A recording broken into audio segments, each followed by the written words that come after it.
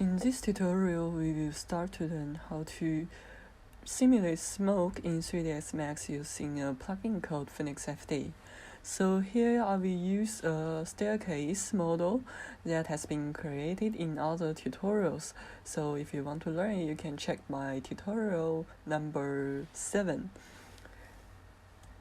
So here the first thing, we need to click on the smoke simulation button and drop a box in your scene. It is very important to make sure that the size of your box is the same as the size of your model, so that the smoke will be generated onto your model. Here I will just adjust the container box.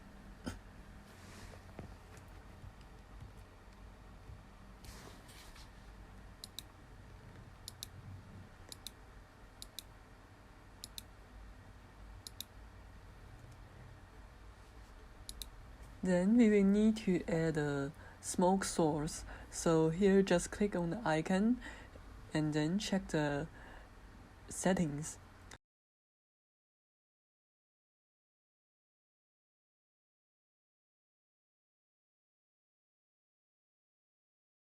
So when we go to the modifier list, we could just click on add and press and pick up an object from our scene, so the smoke will be generated from that object. So here I just picked up the steps I have already created. Then we can press play button to see the outcome of this simulation.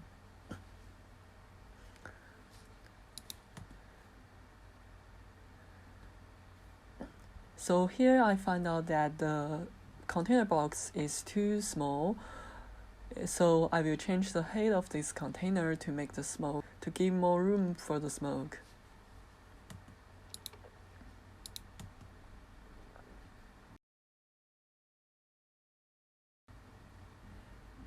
If the outcome is not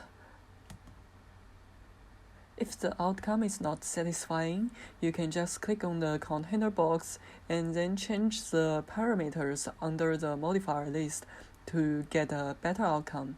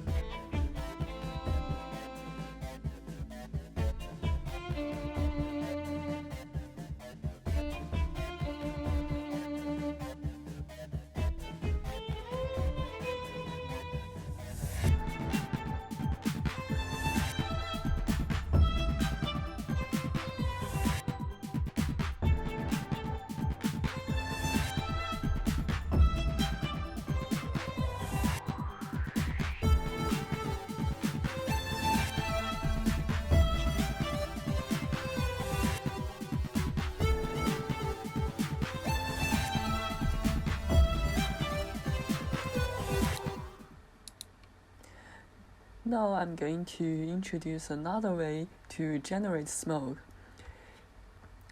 So this method is just using the default particle system in 3ds Max. You don't need to rely on any of those plugins, but I would recommend you to use Pheonix FD because the simulation in Pheonix FD had better performance. So here we could just first go to the particle system and click on FD source to draw the controller of the particle system. And then we could click on particle view to check all of these settings of the particle simulator.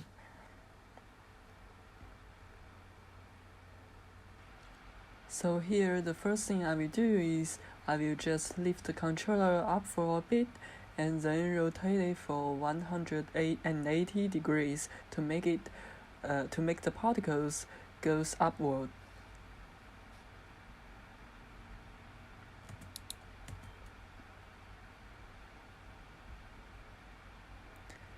And go back to the particle view windows, we could click on any of these buttons and change the settings of them. So here, for example, when we click on both, we will be able to change the time when the emission start and stop. Also, we could change the amount to have a denser particle flow.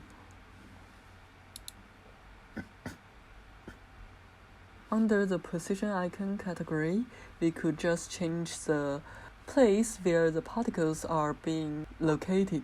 So here I will keep it as volume so that the particle will cover the whole surface. Under the speed category, we could change the speed of the particle flow. So here when I play the animation, I find that the particle flow are only generated in the first few frames. So I will go back to both category and change the value of emit stop to 100, which is our last frame, so that the particle will be generated from the whole timeline. And then I will just reduce the speed of the smoke.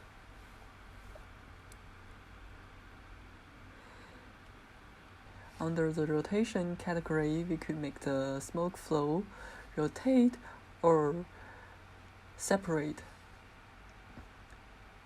And we could also change the shape of the particles. So here there are a lot of settings. You can use 2D image and also 3D models to replace the particle.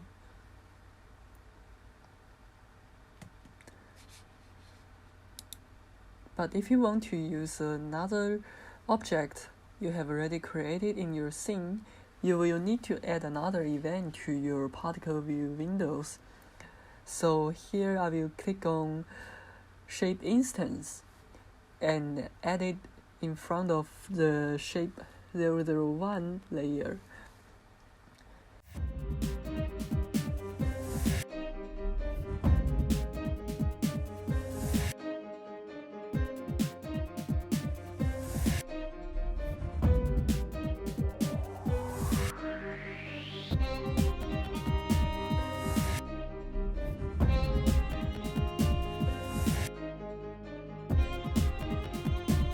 For example, if I'm gonna use this sphere as a particle, I could just pick the sphere as an instant shape so that the particles will be replaced by this sphere.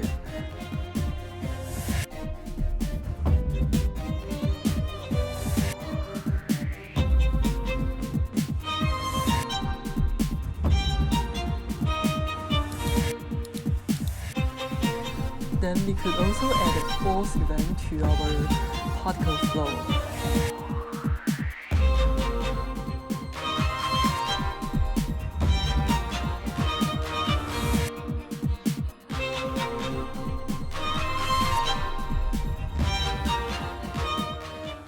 So after we add the event, we can just add a force into our scene to change the shape of the smoke flow. Here I will just try some of these forces and find out one that could give a better performance for the smoke flow.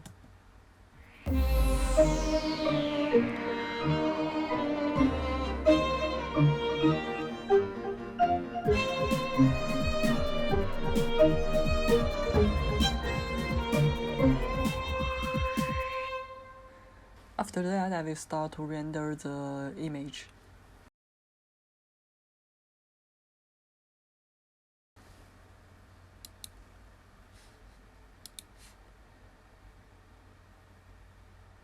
So comparing the two images we get from two different methods, it is obvious that Pheonix FD is much easier for us to simulate the smoke, and also the outcome of Pheonix FD is better than the particle system.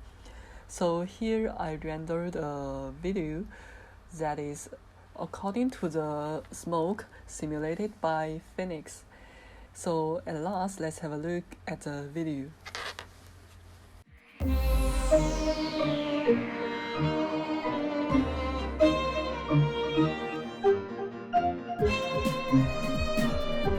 you.